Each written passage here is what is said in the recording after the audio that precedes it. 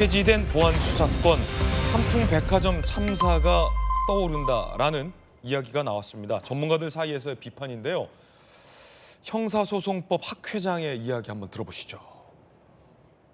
삼풍백화점이 생각이 나는 거예요. 장사가 잘 되니까 무게 받치라고 있던 기둥들을 조금씩 깎고 없애고 그랬다가 무너진 거거든요. 70년 동안 적어도 검사라는 사람이 형사법 시스템 안에 무게를 받치고 있는 기둥인데 이게 이제 보기 싫다고 쓱 뽑아놨죠. 어떻게 되면 껍데기는 버티고 있을 텐데 조금만 더 하중이 눌러버리면 이거는 그대로 붕괴하는 게 아닌가. 시간 문제다. 9월 말 되면 이건 붕괴합니다. 삼풍백화점 붕괴 참사를 얘기한 겁니다. 자, 일단 주진우 의원님, 검사 출신이신데 이게 무슨 말입니까? 동의하십니까? 네, 너무 저는 적정한 비유라고 생각합니다. 이게 지금 그동안 제일 큰 문제점이요. 이게 갑자기 이렇게 바꿨다는 겁니다. 국민들이 예측하기도 어렵게 또 국민들이 또 범죄에 대응할 수 있는 시간도 없이 이거를 갑자기 이렇게 바꿔버리니까 일단은 국민들 입장에서는 범죄에 대해서 굉장히 대응하기 어려워졌고요. 치안도 이렇게 되면 악화될 수밖에 없습니다. 너무 당연히 지금 준비 기간도 전혀 없이 이런 거 바꾸려고 하면은 1년 이상 저희가 세미나도 하고 엄청나게 정밀하게 짜거든요. 근데 갑자기 이렇게 되니까 실질적으로 그러면 범죄 피해를 입었을 때 어떻게 구제를 받아야 되느냐 이런 부분에 문제가 생긴 것이고 우리나라가 그래도 비교적 치안이 좋은 국가지 않습니까?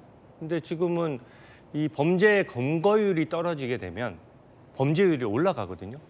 너무 당연한 거 아닙니까? 범죄를 저질러도 걸리지 않는다면은 당연히 범죄를 저지를 수 있는 동인이 늘어나게 되는 것이죠. 그래서 실질적으로 강도, 강간, 살인 같은 강력범죄가 늘어날 우려가 실질적으로 확 늘어난 상황이고요. 더더군다나 지금은 경찰이 사건 처리해 오던 통계가 점점 나빠지고 있는 상황이거든요. 그러니까 점점 사건 처리가 지연되고 있는 상황에서 그것을 해소할 수 있는 방법으로 간 게 아니라 반대로 더 그 위에 돌을 얹은 겁니다. 그러니까 더 하중이 많이 걸리니까 결국은 이건 어느 시점에는 경찰을 중심으로 한 사법 시스템이 붕괴될 수밖에 없는 문제점이 있는 거고요. 삼풍백화점 된다. 네. 그리고 중수청도 지금 어떻게 출범할지 설계가 제대로 안 돼 있어요.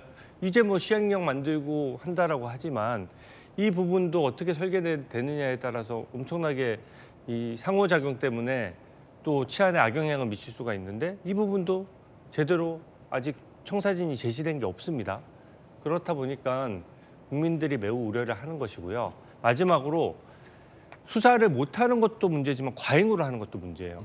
그러니까 수사를 예를 들어서 그냥 범인을 못 잡고 이런 것들도 당연히 문제지만 이렇게 견제하는 부분이 없게 되면 경찰이 누군가의 부탁을 받거나 청탁을 받았을 때 오버해서 압수가 하거나 오버해서 강제 수사에 나설 위험도 있지 않습니까? 그런 부분에 있어서 국민들이 대다수가 반대할 때는 그만한 이유가 있다고 생각합니다. 예, 삼풍백화점 전반적인 부실공사다. 검사 출신의 주진우 의원의 이야기입니다. 자, 이번엔 역시나 민주당의 검사 출신 김기표 의원님 의견도 좀 궁금합니다. 형사소송법 학회장은 삼풍백화점 꼴 난다라고 비판했는데 우리 김기표 의원님께서는 어떻게 보십니까? 흔히 사안을 설명할 때 사실을 오도하거나 다른 어떤 선동을 할 때는 비유를 흔히 쓰죠. 비유에 있어서는 굉장히 오류가 있는 부분이 많습니다. 마치 정말 이렇게 되면 삼풍백화점처럼 무너지는 것 아닌가라는 공포를 조장하게 하는 비유죠. 어떻게 보면 이런 겁니다. 굉장히 어떤 권력기관에 칼을 많이 주어졌어요. 칼이 남아요. 그러니까 그것이 실제 써야 할 민생에 쓰이는 것이 아니고 자기 어떤 집단의 정치적인 목적을 위해서 쓰인다. 그러면 사실 그 칼을 걷어야 되는 것이죠. 남는 칼 걷어들인 거다. 그렇죠. 비유를 그렇게 할 수도 있는 것이고 삼풍백화점의 비유는 정말 부적절한 비유라고 저는 생각을 합니다. 그래서 그런 식으로 국민을 오도하면 안 된다고 생각하고 일단 여러 가지 우려점들을 제기하고 있는 것은 저도 알고 있습니다. 그런데 이런 검찰의 직접 보안 수사권을 없애는 문제가 일조일석 그러니까 하루아침에 논의된 문제는 아닙니다. 이미 검사의 권력이 비대화됐다고 얘기가 됐을 때 그게 제가 검찰에 있었을 때부터 얘기가 된 거고 대검에 있었을 때 제가 그 업무를 담당했었습니다. 그래서 검찰 업무가 비대하니 이거 어떻게 견제할 거냐라는 논의를 여러 가지 하는 가운데 있어서 그러면 검사는 직접 수사를 하지 않고 수사 지휘라는 걸 통해서 경찰이 수사하게 하고 검사는 법률가로서 남아서 그 부분을 통제하게 하자라는 의견이 굉장히 많았고 실제로 검사들도 그 부분에 대해서 찬성을 한 면이 많았습니다. 그래서 그런 것들이 지금까지 면면이 이어져서 오늘날의 제도가 탄생한 것이지 일조일석에 마련된 제도는 아니다. 이렇게 말씀드릴 수 있고요. 문제는 지금 현재 어떤 제도에 대해서 제도 개선에 대해서 반대하는 세력, 검찰을 포함해서 여러 가지 반대하는 세력은 공포 마케팅을 할 우려가 큽니다. 이렇게 되면 정말 망가지고 내가 큰일 날 것 같고 강력범죄가 마구 우리나라에서 일어날 것 같고 이렇게 얘기를 하는데 실제로 근거 없는 얘기입니다.